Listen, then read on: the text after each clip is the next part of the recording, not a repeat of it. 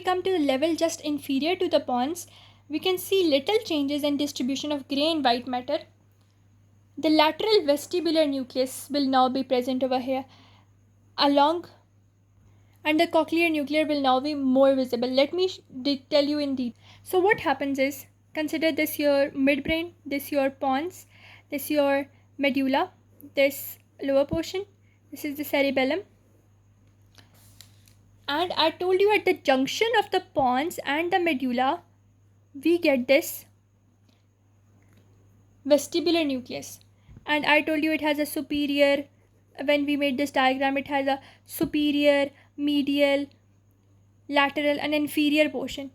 Now this medial and inferior portion was present at the level of olives. So if we consider this at the level of, if we consider this as the level of olives, so the medial and inferior one was present at the level of olives. Superior one is going to be at the level of pons.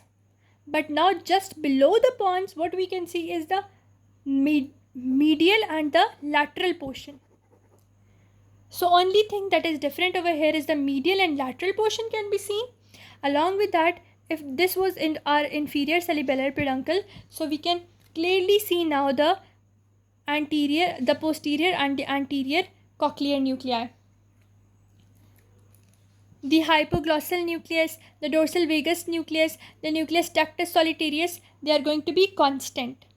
Similarly, over here, we can only see the medial and lateral portion of vestibular nucleus. Along with that, the cochlear nucleus we can see very easily. So the portion is very same, anterior median fissure with its pyramid, and now we have the arcuate nuclei as well.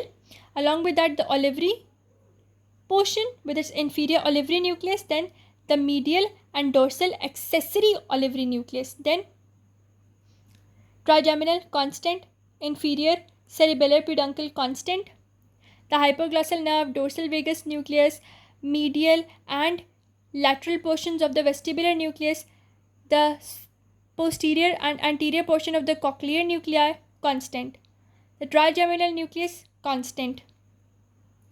This medial longitudinal fasciculus which connects the two portions together, it is also going to be there. The medial lemniscus along with the spinal lemniscus, both of them are going to be there. The medial lemniscus is from the dorsal portion. The spinal lemniscus or the tectospinal tract is going to come from the anterolateral portions as well as from the tectum. The nucleus ambiguus is also observed with the reticular formation. So this is actually our whole mechanism, but the only difference between the level of olives and the level of the just below the pons is in the olives we can see the medial and inferior portion of vestibular nucleus, whereas in this we can see the medial and lateral portion of vestibular nucleus. Only difference is this.